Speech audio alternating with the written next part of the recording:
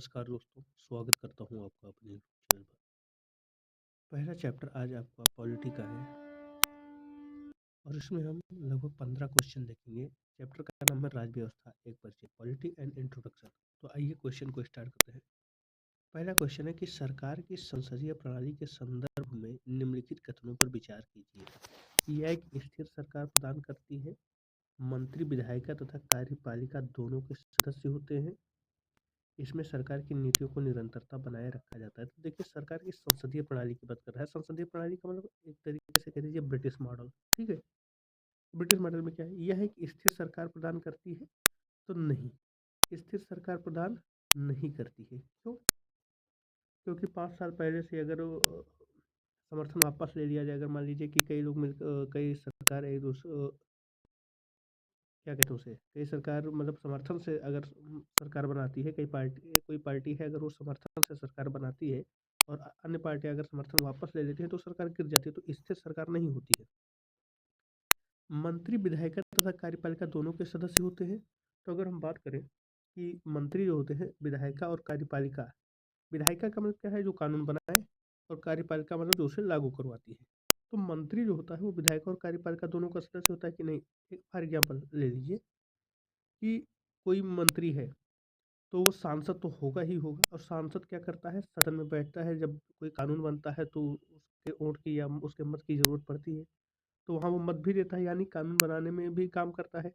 और उसके बाद अगर वो मंत्री है किसी विभाग का, तो कार्यपालिका में तो है ही है। तो मंत्री जो होता है वो विधायक और कार्यपालिका दोनों के सदस्य होते हैं, तो ये सही है। तीसरा है, इसमें सरकार की नीतियों की निरंतरता को बनाए रखा जा सकता है। नहीं, सरकार बदलने के साथ साथ ही नीतियाँ बदली जा सकती हैं, तो तीसरा भी गलत है। अब क्या कह रहा है कि उपयुक्त कथनों में से कौन सा सही नहीं है, तो पहला और तीसरा सही नहीं, तो ऑप्शन बी इसका राइट आंसर हो जाएगा। आइए इसकी व्याख्या को देखते हैं। भारत का संविधान के अंदर 74 और 75, ठीक है, अनुच्छेद जो है 74 और 75 ये केंद्र से संबंधित है, तथा राज्य अनुच्छेद 163 और 164। केंद्र में क्या है, 74 और अनुच्छेद 74 75, और राज्य का क्या है, अनुच्छेद 163 और 164। दोनों में संसदीय सरकार का प्रावधान करता है। मंत्रिपरिषद के सदस्य का विधायिका और कार्यपालिका दोनों का सदस्य होने के कारण विधायिका और कार्यपालिका के बीच सामंजस्य बना रहता है, क्योंकि वही मंत्री जो है वो कार्यपालिका के सदस्य तो है ही है, साथ ही साथ वो विधायिका के भी सदस्य हैं। और कहाँ पर नहीं होते हैं, अगर बात करें तो अमेरिका में नहीं होते हैं। ठीक है, वहाँ कार्यपालिका के सदस्य अलग होते हैं और विधायिका के सदस्य एकदम अलग होते हैं। वहाँ पृथकीकरण जो है वो बहुत कठोरता से लागू है। सरकार के कार्यकाल की अनिश्चितता के कारण यह लंबी अवधि की नीतियों के निर्माण और कार्यान्वयन के लिए संसदीय प्रणाली अनुकूल नहीं है। ठीक है, मान लीजिए कि लंबी अवधि के लिए कोई नीतियाँ बनानी है और यहाँ सरकार 5 साल के लिए चुनी जाती है और 5 साल पहले भी भंग हो सकती है, तो ये जो लंबी नीतियाँ होती हैं उसके लिए ये मॉडल सही नहीं है। फिर है, संसदीय प्रणाली में सरकार यदि विधायिका का विश्वास खो देती है, ठीक है, तो सरकार कार्यकाल पूर्ण करने से पहले ही गिर जाती है। जैसे अटल जी की सरकार, एक दिन की सरकार एक तरीके से ये उनकी थी। ये एक स्थिर सरकार प्रदान नहीं करती है। ठीक है, वहाँ विश्वास बनाए रखना बहुत जरूरी है, विधायिका का विश्वास बनाए रखना बहुत जरूरी है, तो स्थिर सरकार नहीं होती है। अमेरिका में क्या होता है, एक बार चुनाव हो गया तो फिर अगले चुनाव तक कुछ नहीं हो सकता। नेक्स्ट है, निम्नलिखित में से कौन सी एक अध्यक्षात्मक प्रेसिडेंशियल स्वरूप की सरकार की विशेषता है। पहला है कि राष्ट्रपति विधायी निकाय का हिस्सा नहीं होता है, तो वहाँ वास्तव में राष्ट्रपति जो है विधायी निकाय का हिस्सा नहीं होता है, पहला तो सही है। ठीक है, यह विधायी और कार्यपालिका कृत्यों को पृथक नहीं करता है, गलत है, वो ये विधायिका और कार्यपालिका का स्पष्ट पृथकीकरण करता है। ठीक है, राष्ट्रपति सामूहिक उत्तरदायित्व के सिद्धांत का पालन करता है, नहीं, राष्ट्रपति की पदावधि विधानमंडल पर निर्भर करती नहीं, एक बार चुनाव हो गया तो जो संविधान ने दिया है उतने वर्ष तक वो पूरा अपना कार्यकाल पूरा करेगा। देखिए, व्याख्या को हम देखते हैं। अध्यक्षात्मक स्वरूप की सरकार की निम्न विशेषताएं होती हैं। राष्ट्रपति प्रतीकात्मक राज्याध्यक्ष नहीं अपितु वास्तविक राज्याध्यक्ष होता है, जैसे आप ट्रंप चाचा को देख सकते हैं। कार्यपालिका के प्रमुख अर्थात राष्ट्रपति का चयन या तो जनता सीधे करती है या इस उद्देश्य के लिए निर्वाचित निर्वाचक मंडल करता है।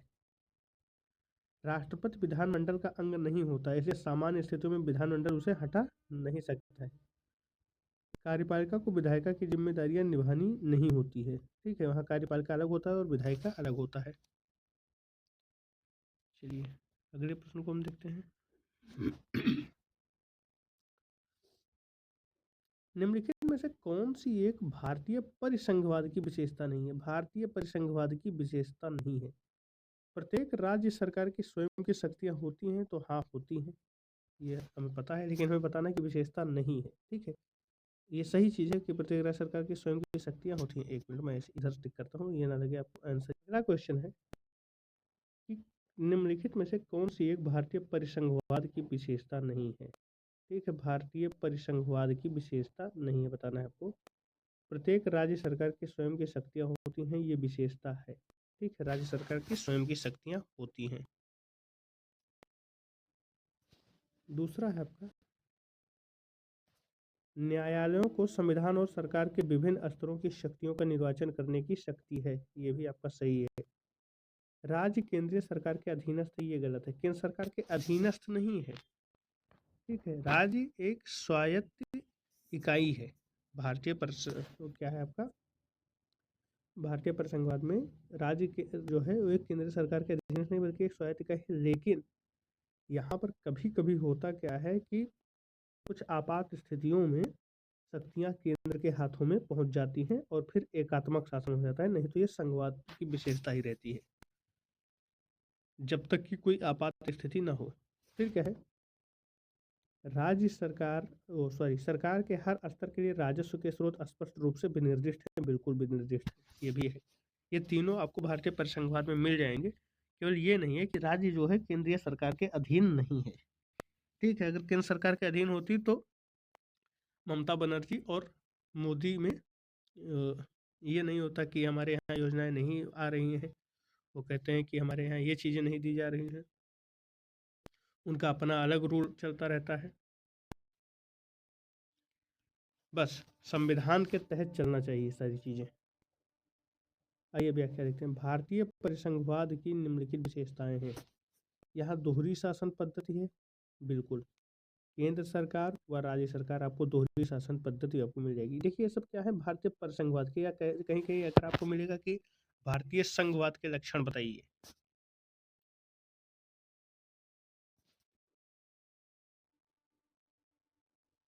केंद्र व राज्य सरकारों के बीच शक्तियों को विभाजित किया गया है। कुछ विषय पर केंद्र अपना कानून बना सकता है, कुछ विषयों पर राज्य अपना कानून बना सकता है, उनकी शक्तियों का विभाजन भी किया गया है। संविधान की सर्वोच्चता, संविधान के उपयुक्त निर्वचन और उसके संरक्षण के लिए एक स्वतंत्र और निष्पक्ष न्यायपालिका की स्थापना की गई है। एक लिखित संविधान की उपस्थिति, एक लिखित संविधान की उपस्थिति भी जो है वो संघवाद की विशेषता होती है। राजस्व के स्रोतों का विभाजन सरकार के हर स्तर पर स्पष्ट रूप से किया गया है। एकल नागरिकता, आजकल एक प्रांतीय नागरिकता की बहुत धारणा चल रही है, उसके बारे में भी हम कभी चर्चा करेंगे। एकल नागरिकता है। राज्यों को अलग करने के, अलग होने का अधिकार यहाँ पर नहीं है। ठीक है, राज्यों को अलग होने का अधिकार नहीं है। राज्य केंद्र सरकार के अधीनस्थ नहीं अपितु स्वायत्त इकाई है।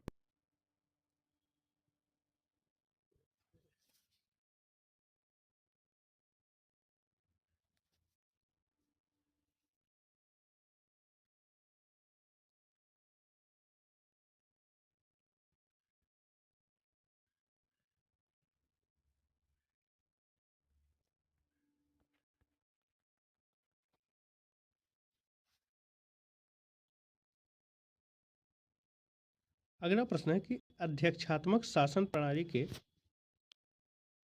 निम्नलिखित में से कौन सा कथन सही है? अध्यक्षात्मक शासन प्रणाली यानी एक तरीके से आप अमेरिका की कल्पना तुरंत कर लें। शासनाध्यक्ष राज्याध्यक्ष भी होता है, बिल्कुल सही है।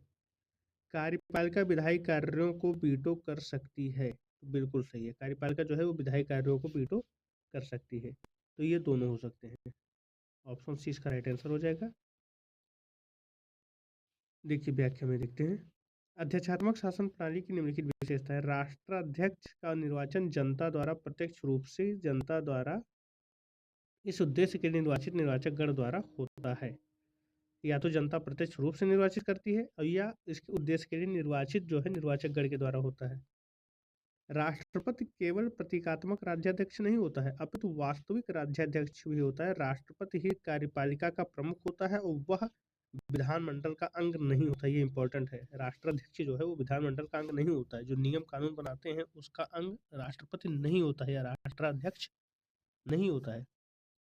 राष्ट्रपति पर यह बाध्यता नहीं होती है कि वह विधायिका के सदस्यों में से अपने मंत्रिमंडल का चयन करे। भारत में ये चीजें है। आप यहाँ अगर मंत्री बनाया गया है तो 6 महीने के अंदर ही अंदर आपको किसी न किसी सदन का सदस्य होना जरूरी है। लेकिन अमेरिका में ऐसा नहीं है, क्योंकि वहाँ आपका क्या है, राष्ट्र अध्यात्मक शासन है, तो वहाँ पर विधायिका के सदस्यों का मंत्रिमंडल से चयन जरूरी नहीं है। कार्यपालिका विधायी कार्यों को वीटो कर सकती है। नेक्स्ट है, संकीर्ण राजनीतिक संस्कृति सामान्यता कहाँ देखी जाती है? विकासशील समाज में, बहुदलीय पद्धति वाले समाज में, विकसित समाज में या फिर राजतंत्रीय समाज में? तो संकीर्ण राजनीतिक संस्कृति जो है वो विकासशील समाज में आपको देखने को मिलेगी। ऑप्शन ए होगा। व्याख्या देखते हैं इसका। संकीर्ण राजनीतिक संस्कृति से तात्पर्य उस राजनीतिक व्यवस्था से जहां नागरिकों को सरकार और शासन व्यवस्था के बारे में केवल सीमित जागरूकता होती है। सामान्यतः या विकासशील समाज में दिखाई देती है। संकीर्ण राजनीतिक मतलब क्या है कि ज्यादा जागरूकता नहीं है कि कैसे देश चल रहा है, कैसे क्या कानून चल रहा है। राजनीतिक संस्कृति को सामान्यतः 4 वर्गों में विभाजित किया गया है। संकीर्ण राजनीतिक संस्कृति, जिसे आपने देखा। प्रतिभागी राजनीतिक संस्कृति सामान्यतः विकसित समाज में पाई जाती है, जहां नागरिकों को राजनीतिक तंत्र के बारे में पर्याप्त जागरूकता होती है। फिर क्या है, राजनीतिक तंत्र के बारे में पर्याप्त जागरूकता होती है। विषयक राजनीतिक संस्कृति सामान्यतः राजतंत्रीय समाज में पाई जाती है, जहां नागरिकों को राजनीतिक तंत्र के बारे में जागरूकता होती है, चाहे वे उसे पसंद करते हो या नहीं पसंद करते हैं। विषयक राजनीतिक संस्कृति। राजनीतिक उप संस्कृति, जब राजनीतिक व्यवस्था समाज की तेजी से बदलती जरूरतों के अनुरूप आगे बढ़ने में असमर्थ होती है तो राजनीतिक उप संस्कृति वहां पर होती है। तो 4 तरीके से इन्होंने बांटा है। नेक्स्ट है, संवैधानिक शासन के बारे में निम्नलिखित कथनों पर विचार कीजिए। यह सीमित शासन का एक रूप है। बिल्कुल। ऐसा शासन जहां संविधान लोक प्राधिकार का आधार है, ये भी सही है। ऐसा शासन जहां सम्राट राज्य का औपचारिक अध्यक्ष है, ये गलत है। ऐसा शासन जहां सदैव सार्वभौम वयस्क मताधिकार है, ये भी आपका गलत है। आइए इसकी व्याख्या को देखते हैं। तो यहाँ पर क्या सही है? केवल 1 और 2।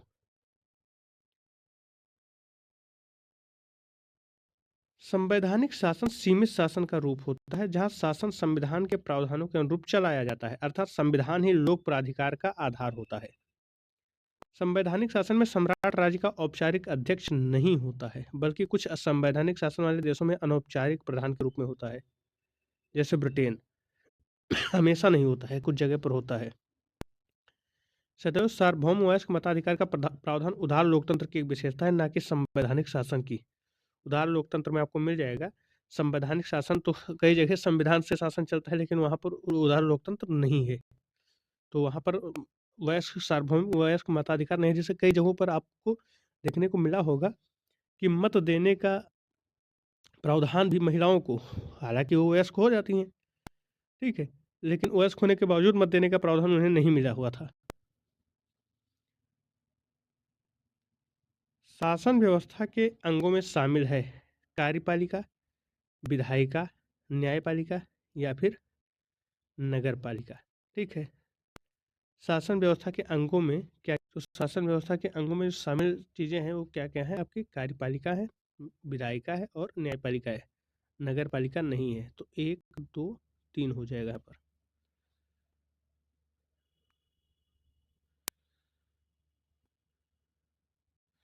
Option B. विधायिका में जनता द्वारा निर्वाचित प्रतिनिधि होते हैं। कार्यपालिका ऐसे लोगों का समूह है जो कानून लागू करने व शासन चलाने का काम देखते हैं। न्याय की व्यवस्था न्यायपालिका द्वारा की जाती है। संविधान में इन तीनों को ही शासन व्यवस्था का अंग माना जाता है। अगला क्वेश्चन आपका है, निम्नलिखित कथनों पर विचार कीजिए। सार्वभौमिक वयस्क मताधिकार का अर्थ है कि देश के सभी वयस्क नागरिकों को वोट देने का अधिकार प्राप्त है। फिर है दूसरा है, लोगों का निर्णय ही लोकतांत्रिक सरकार का गठन करता है और उसके कामकाज के बारे में फैसला देता है। तो सार्वभौमिक वयस्क मताधिकार का अर्थ है कि देश के सभी वयस्क नागरिकों को वोट देने का अधिकार है। ऑप्शन ए इसका राइट आंसर हो जाएगा। दूसरा है, लोगों का निर्णय ही लोकतांत्रिक सरकार का गठन करता है। लोगों का निर्णय ही लोकतांत्रिक सरकार का गठन करता है। मत के द्वारा ही वो अपना निर्णय देते हैं और वही आपका लोकतांत्रिक सरकार का गठन करता है। तो दूसरा भी सही है, तो सी हो जाएगा, एक और दो दोनों। इसकी व्याख्या को हम देखते हैं। सार्वभौमिक वयस्क मताधिकार का अर्थ है कि देश के सभी वयस्क नागरिकों को वोट देने का अधिकार प्राप्त होता है। इसी अधिकार का प्रयोग करके लोग अपनी मनपसंद सरकार को चुनते हैं। लोगों का निर्णय ही लोकतांत्रिक सरकार का गठन करता है और उसके कामकाज के बारे में फैसला देता है, अर्थात दोनों कथन सत्य हैं। नेक्स्ट है, भारत की राज्य व्यवस्था के संदर्भ में निम्नलिखित कथनों पर विचार कीजिए। राष्ट्रपति राष्ट्राध्यक्ष होता है और औपचारिक रूप से देश का सबसे बड़ा अधिकारी भी होता है। भारत के संदर्भ में बात हो रही है तो राष्ट्रपति राष्ट्राध्यक्ष होता है, सही है, और औपचारिक रूप से देश का सबसे बड़ा अधिकारी होता है, सही है। प्रधानमंत्री सरकार का प्रमुख होता है और सरकार की ओर से अधिकांश अधिकारों का इस्तेमाल वही करता है, ये भी सही है। मंत्रिपरिषद की नियुक्ति राष्ट्रपति द्वारा स्वेच्छा से की जाती है, नहीं, राष्ट्रपति स्वेच्छा से कुछ नहीं कर सकता है। संसद केवल लोकसभा और राज्यसभा से मिलकर बनती है, नहीं, जब भी आप संसद पढ़ना शुरू करते हैं तो उसके 3 अंग होते हैं, लोकसभा, राज्यसभा और राष्ट्रपति। तो ऑप्शन पूछा है कि कौन सा असत्य है, तो 3 और 4 असत्य हैं। आइए हम व्याख्या को देखते हैं। राष्ट्रपति राष्ट्राध्यक्ष होता है और औपचारिक रूप से देश का सर्वोच्च अधिकारी भी होता है। प्रधानमंत्री सरकार का प्रमुख होता है और वास्तव में सरकार की ओर से अधिकांश अधिकारों का इस्तेमाल वही करता है। मंत्रिपरिषद के सदस्यों की नियुक्ति प्रधानमंत्री की सलाह पर, राष्ट्रपति स्वेच्छा से नहीं, प्रधानमंत्री की सलाह पर करता है। और संसद के 3 अभिन्न अंग होते हैं, राष्ट्रपति, लोकसभा और राज्यसभा। क्यों? क्योंकि कोई भी अगर कानून बनाना है तो लोकसभा से पारित होगा, राज्यसभा से पारित होगा, लेकिन राष्ट्रपति का हस्ताक्षर आवश्यक है।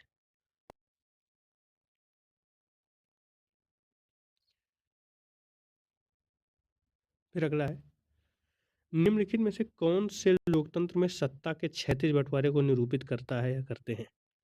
इसमें क्या है, जो सत्ता के क्षैतिज बंटवारे को, एक होता है सोपानिक बंटवारा इस तरीके से, और एक होता है इस तरीके से बंटवारा, यानी तीनों शक्तियों को मतलब बराबर बराबर एक तरीके से शक्तियां सबको मतलब बराबर अधिकार मिले।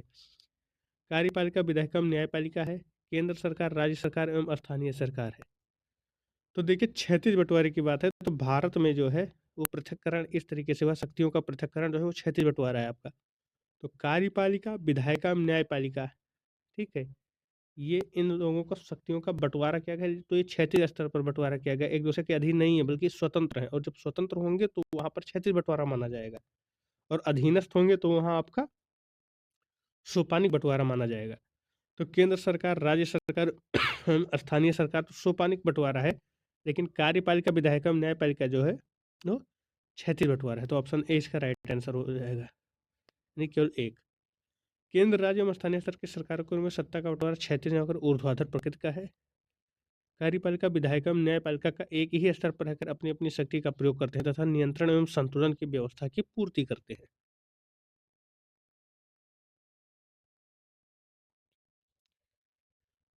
निम्नलिखित में से कौन सा संघीय व्यवस्था की महत्वपूर्ण विशेषताएं हैं? संघीय व्यवस्था यानी संघवाद, एक तरीके से 2 या अधिक स्तरों वाली सरकार, सही है ये। कानून बनाने, कर वसूलने और प्रशासन का अलग अलग अधिकार क्षेत्र, ये भी सही है, राज्य का अलग है, केंद्र का अलग है। संविधान द्वारा सरकार के हर स्तर के अस्तित्व और प्राधिकार की सुरक्षा की गारंटी, संविधान ही निर्धारित करता है। अगर केंद्र और राज्य सरकार के बीच में विवाद होगा तो ऐसा नहीं है कि मतलब संविधान ये प्रावधान करता है कि केंद्र सरकार हावी हो जाए, उसमें बाकायदा लिखा हुआ है कि आपका क्या अधिकार क्षेत्र है और राज्य का क्या अधिकार, केंद्र का क्या अधिकार क्षेत्र है, राज्य का क्या अधिकार क्षेत्र है। राज्य की सरकार केंद्रीय सरकार के प्रति जवाबदेह है, तो ये जो है वो संघीय विशेषता नहीं है। अगर वो जवाबदेह है तो ये थोड़ा-थोड़ा एकात्मक विशेषता की ओर है कि भाई हम आपके प्रति जवाबदेह हैं, यानी जवाबदेह हैं, यानी आप हमारे बॉस हैं। तो ये एकात्मक विशेषता है, संघीय विशेषता नहीं है। तो केवल 1, 2 और 3।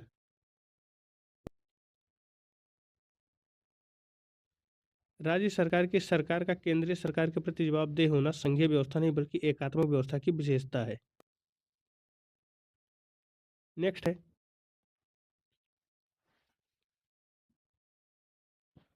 उदारवाद के संबंध में निम्नलिखित कथनों पर विचार करें। उदारवादी व्यक्तिगत स्वतंत्रता को समानता जैसे अन्य मूल्यों से अधिक वरीयता देते हैं।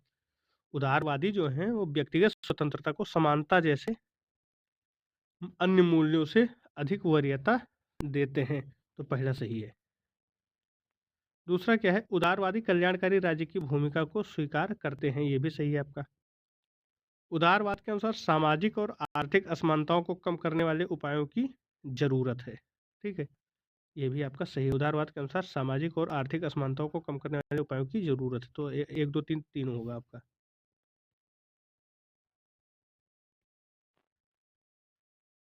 देखिए व्याख्या, आधुनिक उदारवाद की विशेषता यह है कि इसमें केंद्रबिंदु व्यक्ति है, समाज नहीं है, व्यक्ति है।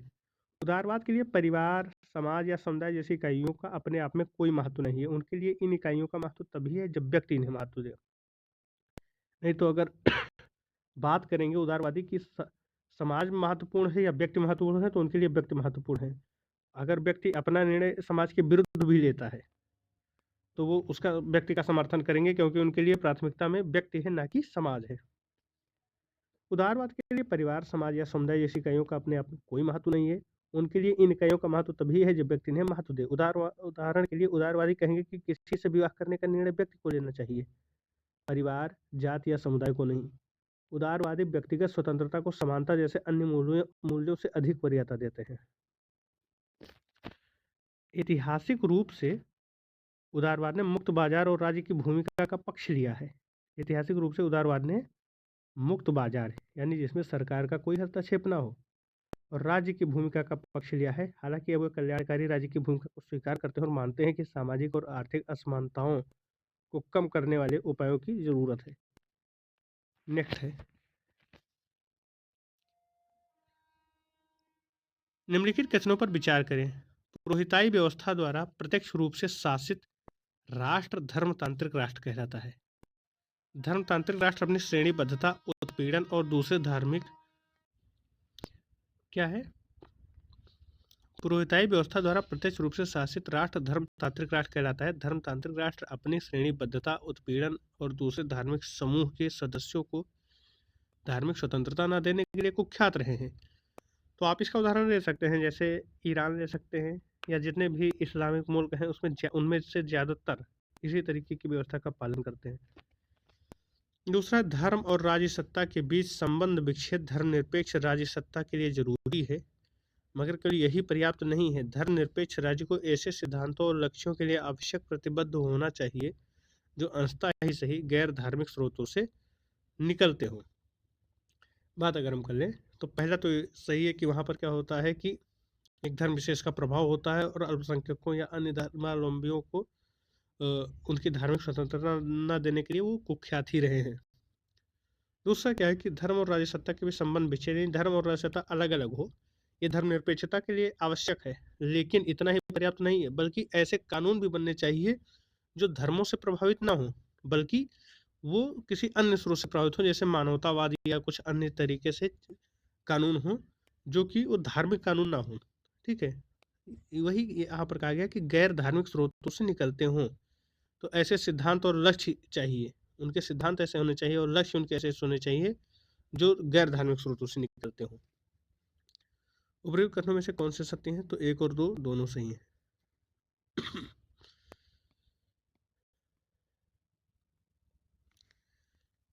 लास्ट क्वेश्चन है आज का कि निम्नलिखित कथनों पर विचार करें। राजनीतिक समानता की आवश्यकता उन बाधाओं को दूर करने के लिए है जिन्हें दूर किए बिना लोगों का सरकार में अपनी बात रखने और उपलब्ध साधनों तक पहुंचना संभव नहीं होगा।